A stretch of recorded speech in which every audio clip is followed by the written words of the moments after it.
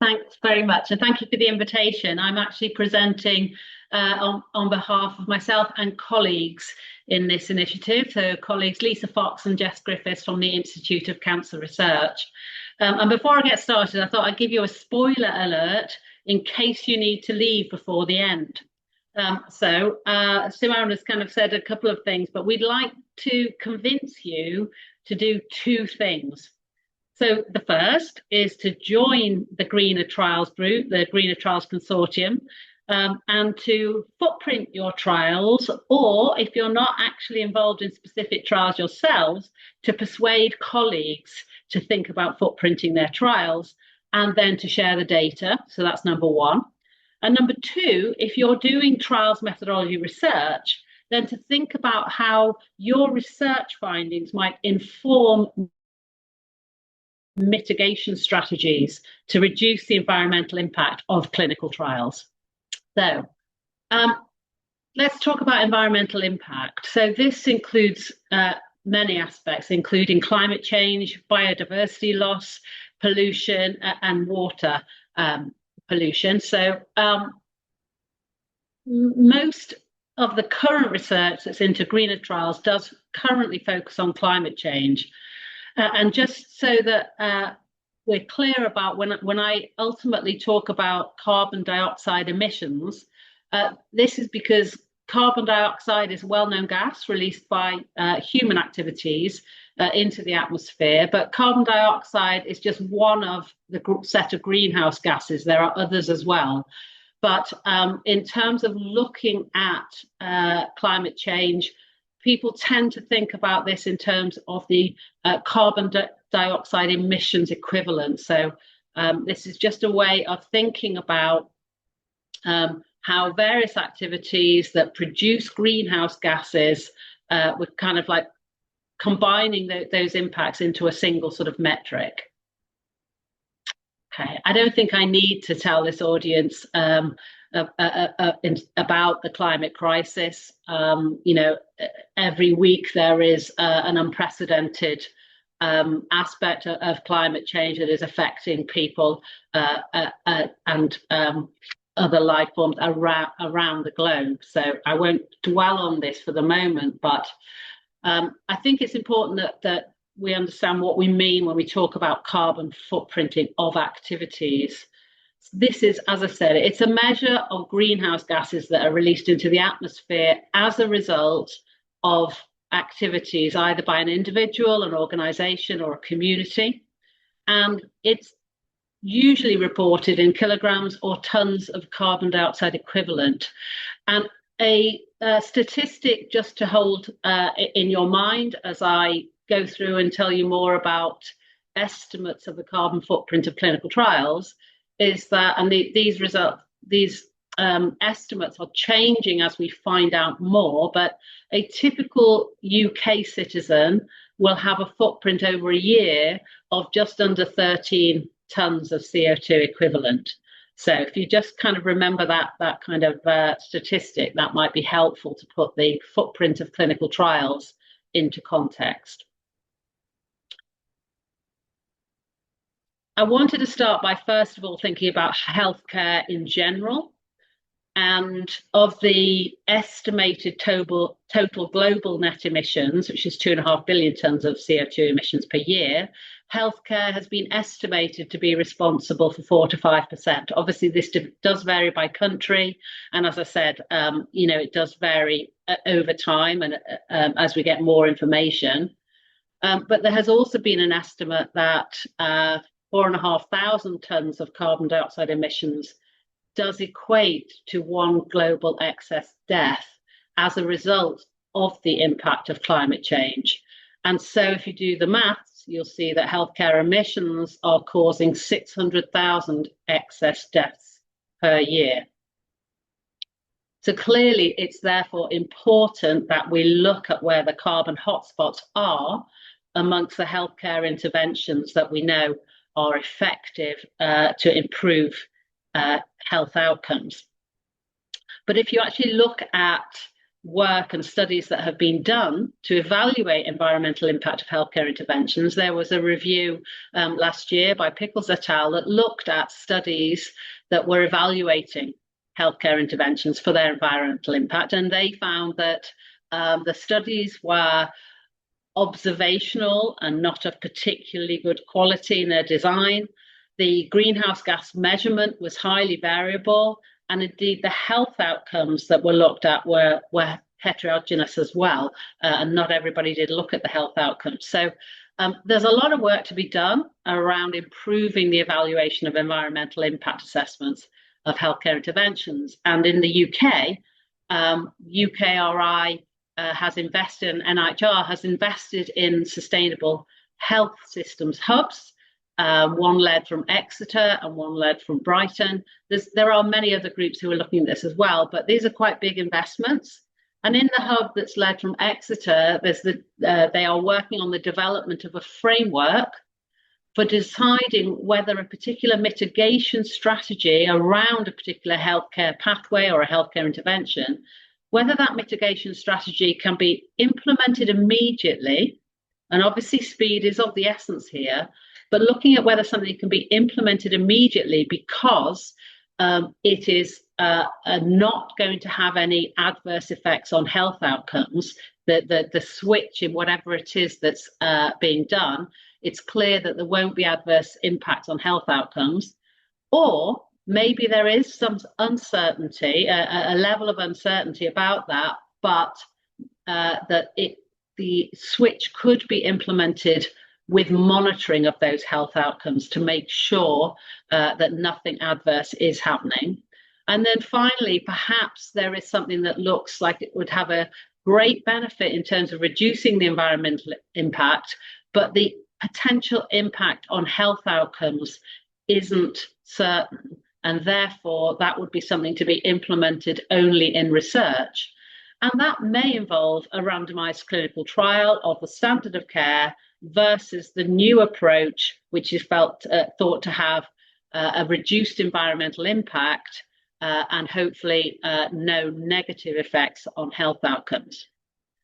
And actually, a colleague, Beatrice Goulau in Glasgow, actually undertook a systematic review looking at clinical trial reports and protocols to see how many had actually considered assessing the environmental impact of healthcare interventions, and found only 16 reports or protocols that were going to look at the environmental impact of those interventions.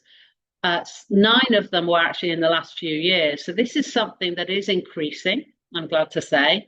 And as a result, there has been a development of protocols for both a SPIRIT and a CONSORT extension that is underway. The development of those guidelines is underway now by colleagues led from Denmark, whereby if you are going to evaluate the environmental impact of healthcare interventions, these guidelines will tell you how to go about thinking about what assessments you should be undertaking and how to put those into the protocol and ultimately the trial report.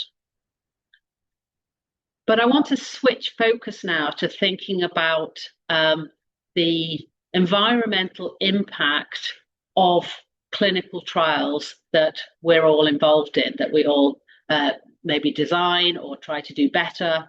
And of course, clinical trials are an absolutely critical part of healthcare. It is how we improve the health of people. And so we do need to look at making sure that we are reducing the environmental impact in the way that we do clinical trials. There was an Academy of Medical Sciences forum a couple of years ago looking at environmentally sustainable biomedical research and how to enable that.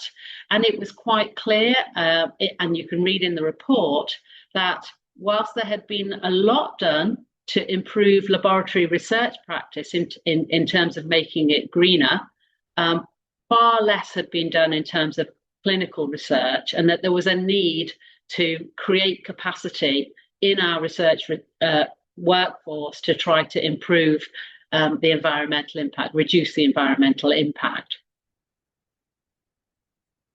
Of course, you know, it isn't the case that we haven't been doing anything as clinical trialists and clinical trials methodologists.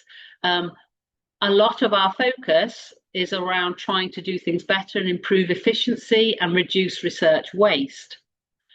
So the second box on this reducing research waste diagram, of course, is all about improving the quality of the design and the methods and the analysis, so that when you do research, it isn't going to be wasteful and it's going to contribute to the environmental impact without actually achieving any benefit for the health of people. But of course, there is also existing guidance. The NIHR wrote some very nice carbon reduction guidelines that should be followed.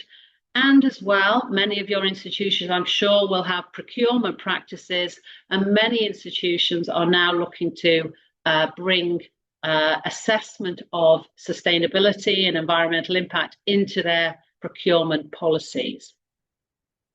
But more specifically, if we then start to look at what else can we be doing to reduce the environmental impact in clinical trials, we within the TMRP, we're delighted to set up a group. It's led by Lisa Fox at ICR, who convenes the online meetings every sort of 3 to 4 months. And it's a forum for dissemination of good practice in terms of greener research. And as you can see, it's a growing group and it's growing internationally, which is fantastic. And it's open to everybody with an interest in this area. The group was actually referred to in a much more recent policy report from the Academy of Medical Sciences. And in fact, Simone referred to this. This is an international policy project between the Academy of Medical Sciences and the National Academy of Medicine in the US. And it was a group of future research leaders from those two countries who were working together to try to develop policy around improving environmentally sustainable biomedical research.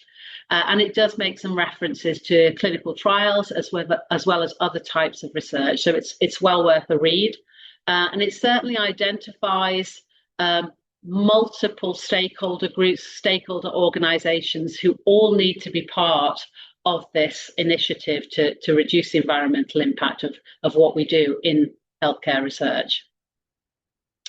But let's come back to what has been done around clinical trials. This was a lovely scoping review undertaken by Frank Yu and colleagues up in Aberdeen. And if you look at the graph on the bottom left, this is a timeline for publications that Frank found in the review. Back in 2007, there was a carbon audit, carbon footprinting in the CRASH-1 trial. That was Ian Roberts. So, that was 18 years ago now, and you'll see there was a couple of publications since then, but really most of the work that has been published around carbon footprinting of trials has happened in the last couple of years. But those papers do vary. They vary a lot in terms of the types of interventions in the trials, sample size, the number of trial sites, how long the trial was for, and importantly, they vary in terms of what is actually being footprinted. Here, I mean, what was the scope of what was being footprinted, as well as the method of measurement and also the funder type, whether it was public sector or commercial. And the scope of how you footprint a clinical trial is really important to define in advance. And this is where colleagues with Lisa and Jess and I, we were funded by the NIHR to develop this approach, a method and guidance for footprinting the clinical trials. And it has to start with, what are you including in the scope? And the diagram on the left, this is all published now, and I'm leaving the QR codes in the slides. We defined the process of designing, delivering, and reporting a clinical trial, and we defined what was out of scope. So, for example, if you are developing or designing and running a clinical trial of an investigational medicinal product, what we're footprinting here is things that would only be done as a result of the research and things that we can do something about. So if there was a new investigational medicinal product we wouldn't be able to footprint the manufacturing side of that product, because we don't, in the public sector, we don't have any control over that. However, there is parallel work going on in industry and certainly amongst big pharmaceutical companies to look at including the carbon footprinting of their manufacturing processes when they footprint their clinical trials. It wouldn't be included in the scope of what we can do because we don't have any control over that. Now, Jess offers some fantastic opportunities to find out more about carbon footprinting of clinical trials in drop-in sessions, and you can see that the dates for those once a month for next year are already set. So there's an introductory session where you can find out what this is all about. And then if you are in a position to footprint a clinical trial, you can go on and find out in more detail and also ask Jess lots of questions as you work through it yourselves. The method of carbon footprinting is relatively straightforward. I mean, essentially, you have the activity data in your trial. And as you can see from the table on the right-hand side, the way we've broken this down is into 10 different modules related to, for example, things to do with the trial-specific meetings and travel, or trial-specific patient assessments, whether that's at screening or outcome assessments later on, whether you're taking samples, things to do with what you're doing in the laboratory with those samples, etc. So those are all activities, and you need to quantify the amount of activity, and each activity will have its own carbon emission factor. And then essentially you multiply the activity, the amount of activities, by the emission factors. So in theory, it's a very simple calculation. Many people who are working in clinical trials teams will have access to their activity data. What they may not have access to readily available are the carbon emission factors. And that's what Jess has done a fantastic job of bringing together, a collation of the common emission factors for common activities in clinical trials.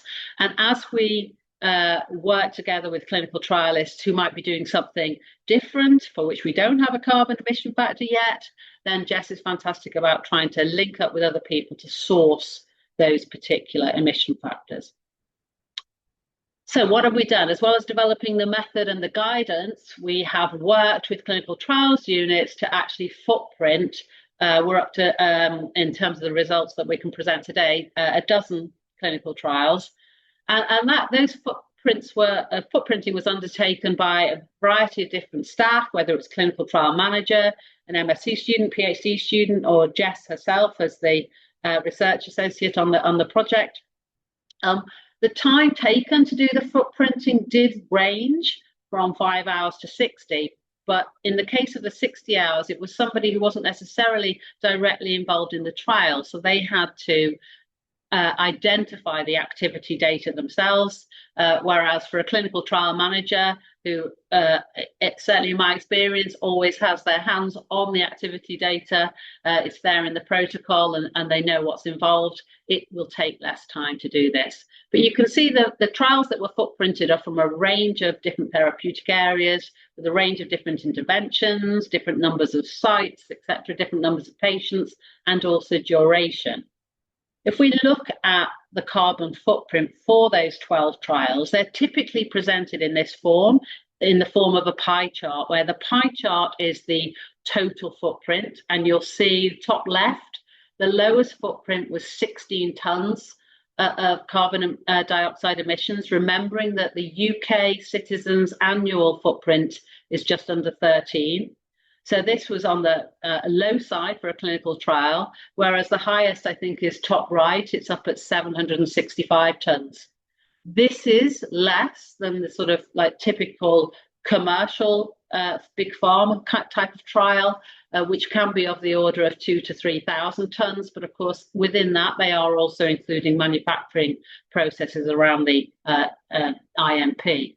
So you do need to be careful where, you know, if you're sort of, we're not focusing on which trial has the highest footprint. What we're really interested in is in the breakdown in the pie chart. So each of the different colours represent a different module. So I said that our approach breaks down the footprinting into 10 different modules. And you'll see here that the orange comes out quite often as being a high proportion of the total footprint. And that is down to the clinical trials unit emissions, or indeed the trials unit emissions, people working on the trial itself. The other area that you see comes out quite frequently is the dark blue. And the dark blue are trial-specific patient assessments. And they come from a combination of patients traveling to sites for screening or for health outcome assessment, and of course, whatever those assessments are as well, whether they're blood sample scans or filling in questionnaires.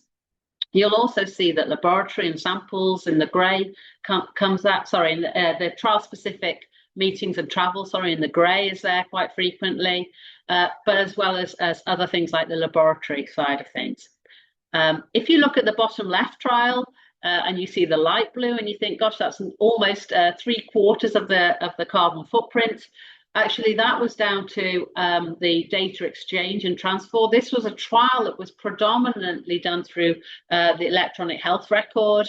And although that looks to amount to a large proportion of the footprint is this data exchange, actually the total footprint of the trial was on the relatively on the low side at 91 tonnes. So what we're trying to do here is to try to identify common hotspots. But at this point in time, the data that we have access to from the public sector is hardly any trial, not many trials at all compared to the number of trials that are ongoing in any one year. So this is why, as I said at the beginning, we would really like people to join in this activity so that we can keep on top of what are the common hotspots.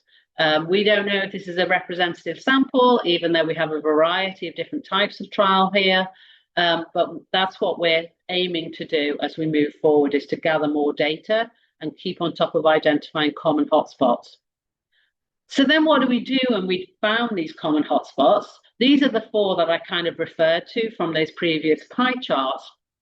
I'm going to take them in reverse order in terms of what we know we can do already. So in terms of samples, labs, and IMP, there has been a lot of work around laboratory practice and trying to make laboratories greener. There are accreditation systems. Many of the universities in the UK follow the LEAF system. Another organisation that industry subscribe to a lot is My Green Lab. And of course, procurement practices at research organisations should be looking at whether the suppliers and vendors are actually running sustainable practices in terms of what they are producing and what we're buying to use in the laboratory. Importantly, making sure that the sample collection is at the right time, with the right frequency, and that the shipments of samples are as efficient as possible, and that you're not sending off one sample each time in a lorry to a particular lab when actually it would do no harm to hold on to that sample locally until you've accumulated several samples, and therefore reduce the travel footprint.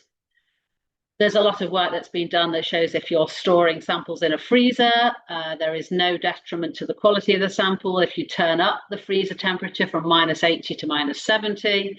And similarly, there's a lot of work going on, particularly in the pharma industry, about looking at whether or not the way in which IMP is shipped, that looking at the expiry dates and only actually shipping IMP when you know there are eligible patients in hospitals, wherever that's possible.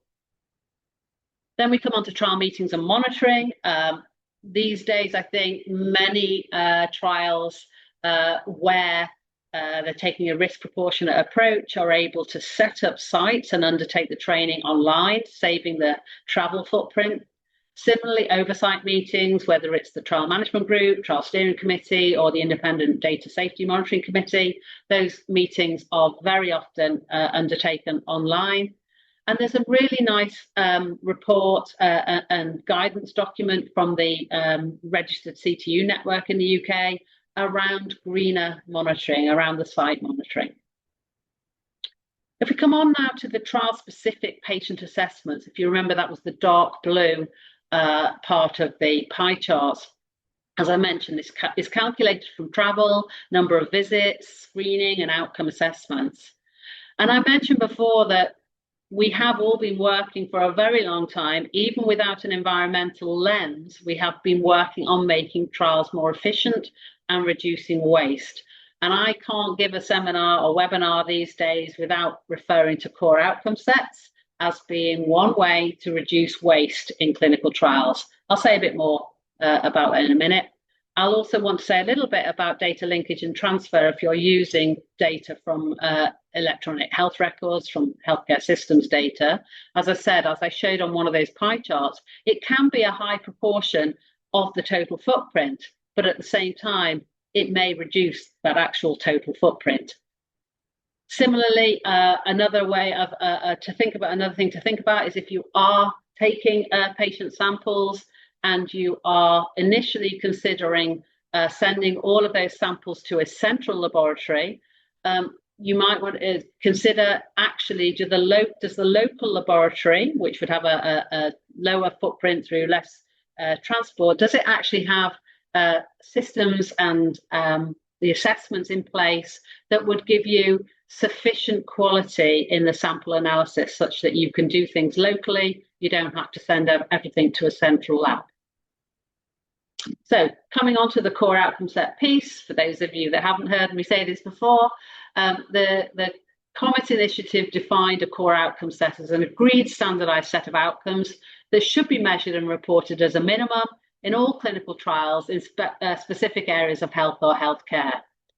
And so this allows you to do the sort of thing as shown here. So this is a really well-developed core outcome set for eczema. There are 4 outcomes, each with a validated outcome assessment measurement tool. And the idea here is that all trials for any healthcare interventions in eczema would measure as a minimum these 4 outcomes. And you can obviously see that gives you more calibration across trials and more ability to meta-analyze, to put data sets from different trials together, and ultimately to get an answer more quickly about what will benefit patients most. If you want to find out more about core outcome sets and whether they exist in the areas you work with, then you can go to the COMET initiative website. We have a searchable database, obviously publicly available, free of charge, searchable database that's kept up to date. And if you still need to be convinced about using core outcome sets in trials, if you were to look at the WHO guidance for best practices for clinical trials that came out last year, that recommends that you consider core outcome sets. Similarly, Cochrane, if you're a systematic reviewer, they expect you to consider core outcome sets when you choose the outcomes in your PICO statements. Earlier this year, the European Union HTA bodies in their guidance on clinical outcome assessments recommended considering core outcome sets in your health technology assessments, and NICE for quite a long time have considered core outcome sets in the PICO statements for their clinical guidelines. So really core outcome sets are now being recognized as something that do apply and are relevant through both the healthcare research system and also the healthcare system. Okay, but not all core outcome sets are equal. There is still an issue about trying to make those core outcome sets as core as possible. Some core outcome sets really do have too many outcomes to really be seriously considered as core and as feasible. So the methods of developing core outcome sets and making sure we're really looking at the critically important outcomes that should always be measured, that still needs some more work. Okay. Let me come on to the orange part of those pie charts. That related to, I'm saying, clinical trials unit emissions. This really relates to sort of sponsor emissions, trials unit, trials team emissions.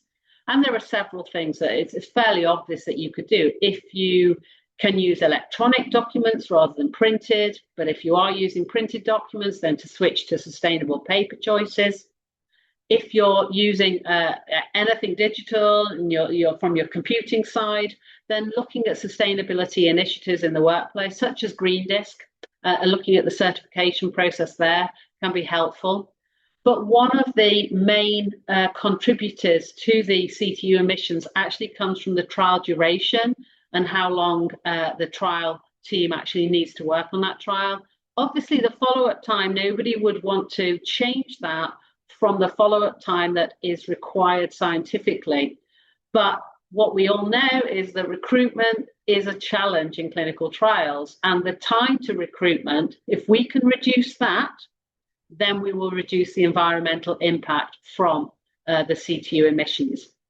Similarly, loss to follow-up and missing data ultimately means you probably are going to have to recruit more patients, and therefore that it takes longer. So if you can reduce that, then you will also reduce the environmental impact. So things that you people here on the call will have been doing already to try to improve recruitment and try to improve retention, all of those things are really going to benefit in terms of reducing the environmental impact. So things that you're doing without necessarily thinking there's an environmental impact here may well have. Okay.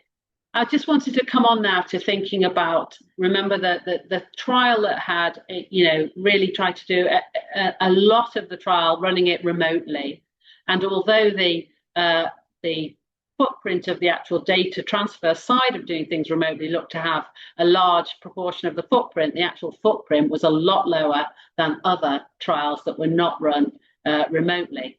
Things to consider here, obviously, are things in terms of remote methods around screening, remote consent, the way in which you deliver the intervention, whether it's by post or whether it's an online intervention, and obviously the outcome data collection itself. The UK Trial Managers Network, together with the UK CTU Network, led a survey looking at e-consent. And in fact, some CTUs had been using e-consent prior to the COVID pandemic, but it also was used more frequently during the pandemic. But there are still several issues that need to be addressed for trials teams to be considering e-consent more frequently than they are at the moment, and that does include aspects related to the regulatory side of things. Similarly, if you're wanting to use healthcare systems data, there was a lovely priorities study led from Cardiff, the Comerant UK, which looked at the priority questions for using healthcare systems data, particularly for outcomes and thinking about it in terms of public and patient involvement and the trial setup, etc.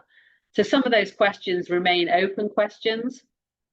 And indeed, one of the TMRP PhD students, Alice Toder, did a very nice review looking at the use of healthcare systems data in trials and found that between 2019 and 2022, there was certainly an increase from just under half to around 60% of trials were then using healthcare systems data for the outcomes in clinical trials. However, the proportion that relied solely on the healthcare systems data for outcomes had stayed about the same at around 45%. Similarly, looking at how the outcome data are being collected, whether it was patient-reported outcomes by post or online, over that period of time between 2019 and 2022, there was a marked decrease in the percentage that were collected through the post and a marked increase in those that were being collected online.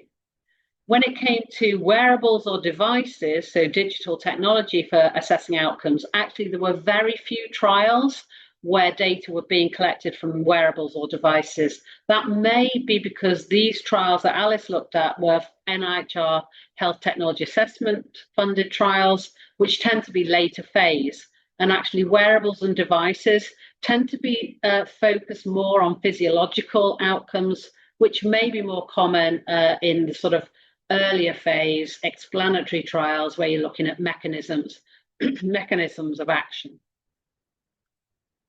Obviously, in terms of participation, it's really important if you are thinking about using remote methods, using digital technology, that you really consider whether, in fact, this may have adverse consequences in terms of digital exclusion.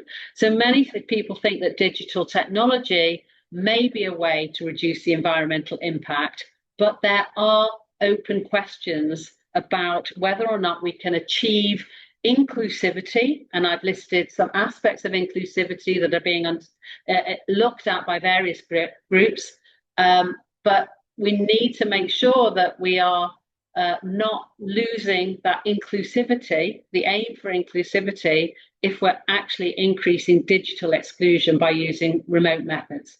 So much need for more research around this and the potential disadvantage of digital technology and remote methods here. In terms of thinking, well, actually, we've talked about doing things remotely, and we've talked about doing things in person, but what about giving trial participants the choice in how they participate in clinical trials? So the Trials at Home project reported recently in terms, they actually did a nice comparison between running a trial entirely remotely from running a trial in person. What they didn't do, it's very challenging to do this, it's not a criticism, but they didn't have an arm in that trial that allowed patient choice as to one way or the other. And the reason that you might want to be considering patient choice, participant choice, is if you look at the results from the Cochrane review about questionnaire response rate, they did find in the studies that they reviewed that there was an increased response rate if participants were given the choice of whether to respond using electronic means or postal, and indeed whether they were given the choice about doing the e-questionnaire by computer or smartphone. So clearly, at least in relation to outcome data response, offering choice is beneficial. The challenge, of course, in the public sector is the cost of developing those two parallel systems.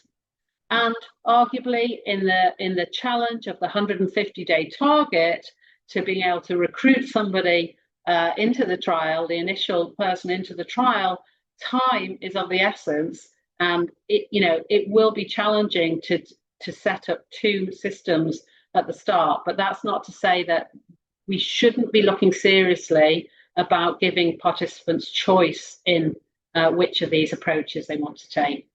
The key thing for environmental impact, when you start to think about digital technology, if you're using devices that are used by participants, particularly for outcome assessment, is what happens to the devices afterwards. Some of those devices will include patient data on them, and the regulatory requirements around those, we need more clarity about what you can do with those devices at the end of the trial, rather than have to get rid of them, which ultimately means they end up in landfill and does not reduce the environmental impact.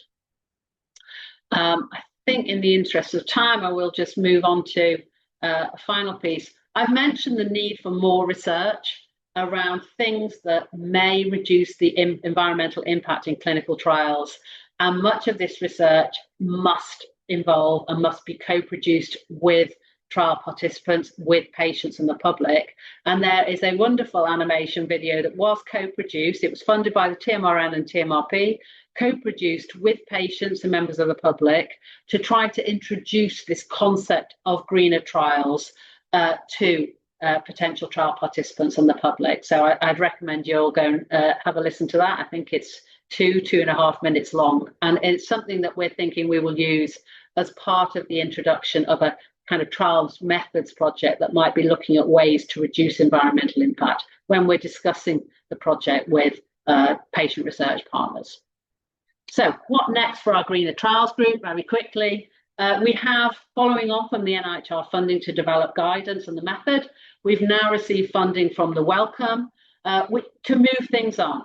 So first of all, the work that Lisa and Jess have done, we have an Excel spreadsheet that can calculate your carbon footprint for you when you put in the activity data, but we want to convert that to an online system, which will also act as a data repository. I mentioned the need to increase the amount of data that we have from clinical trials so that we can keep on top of what those common hotspots are. Does it remain the orange piece of the pie? Does it remain the dark blue piece of the pie? As we get more and more data from trials, that's what we will need to keep an eye on. So the data collection system and the carbon footprinting tool that Lisa and Jess are leading on in this Welcome project will be online, and linked to that, as we analyse the accumulating data, we want to look at where the hotspots are and what do we know in terms of mitigation strategies. What do we know already that we could do to reduce the hotspots, and these will come as pop-ups in that toolkit, but where do we need more research? Linked to that, if we know what we should be doing already, then the aspects around how do we persuade people to change their behaviour to do these things, that's the third component of this Welcome grant, and that's led by my colleague, Professor Katie Gillis up in Aberdeen.